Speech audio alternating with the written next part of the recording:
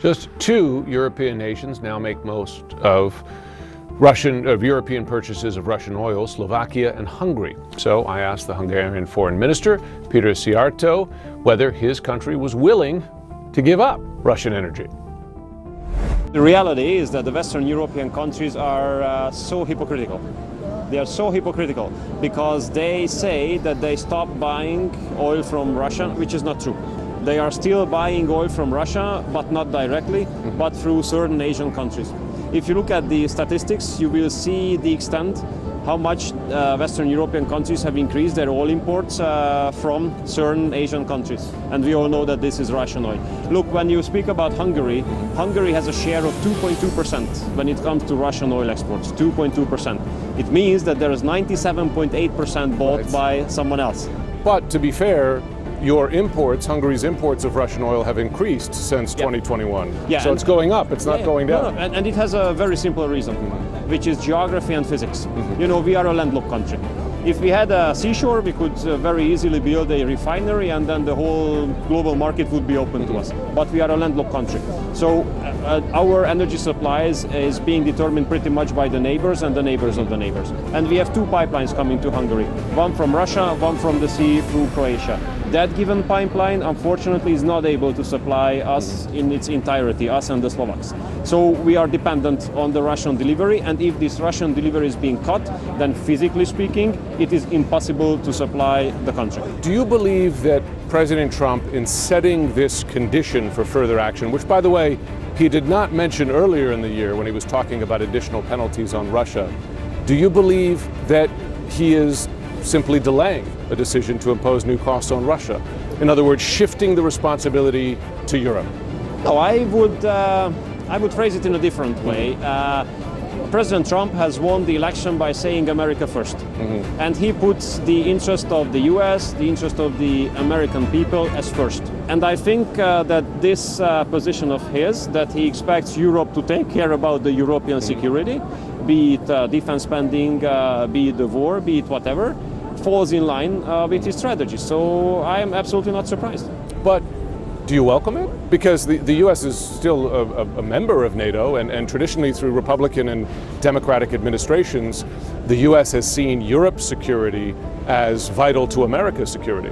Well, U.S. is an absolutely reliable ally still. U.S. is the leading force of NATO, no question. The expectation of President Trump that the Europeans should do more, I think, is totally understandable from his perspective. As you know, there's enormous concern in Europe now about air incursions by Russia, the drones over Poland, the MiGs over Estonia, and then these drones we saw over civilian airports recently. Do you believe that Russia is testing NATO's defenses and resolve? Well, what I can tell you is that regardless of the intention, regardless of the way of thinking why this has happened, what has happened is unacceptable. Is unacceptable, regardless of what was the way of thinking behind. And you know, that's why I think that with every other day, you can't exclude that such events will take place. And these events come forward with the risk of escalation. And from the neighborhood, it's very dangerous. It's very dangerous. So that's why we say that the only solution is ending this conflict, because as long as you don't end the conflict, with every other day, you have the risk of escalation. And once, you know, what we have to avoid for sure is a direct confrontation between a NATO member state and Russia. Because once there's a direct confrontation between NATO member state, NATO as such, and Russia, that equals launching of the Third World War. And I hope that no one wants that.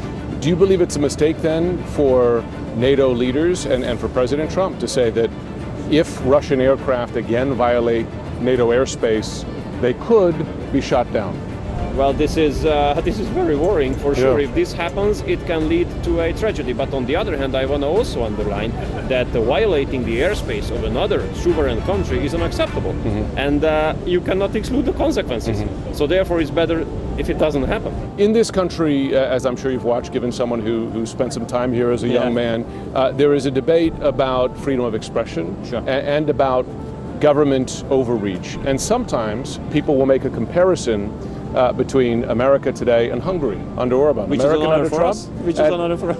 But with criticism, and to say that Trump is trying to still. do what they say Orban has done in Hungary, which is to aggregate power and stifle dissent. Is that a fair criticism? No, absolutely not. So, we have been in office for 16 years now. But and I think this fact brings people there to say that it must be a dictatorship, because you can't stay for 16 years in a power if it's not a dictatorship. But this is not true. We have won 4 continuous elections with a huge margin. And this is because Hungary is a democracy, because the people like what we are doing. And we live up to the expectation of the people. This is democracy. You promise something on the election campaign, people say yes, do it. Once you do it, you will be re-elected. And this is happening. This is happening. Do you believe people of Hungary have full freedom of expression, freedom absolutely. of dissent, No political question. freedom? No question. I mean, we are a freedom-fighting nation. We have suffered 40 years under communist dictatorship. So if any government comes forward with restrictive measures regarding freedom and liberty in Hungary, it's over for that party and for that government. You can be sure about that.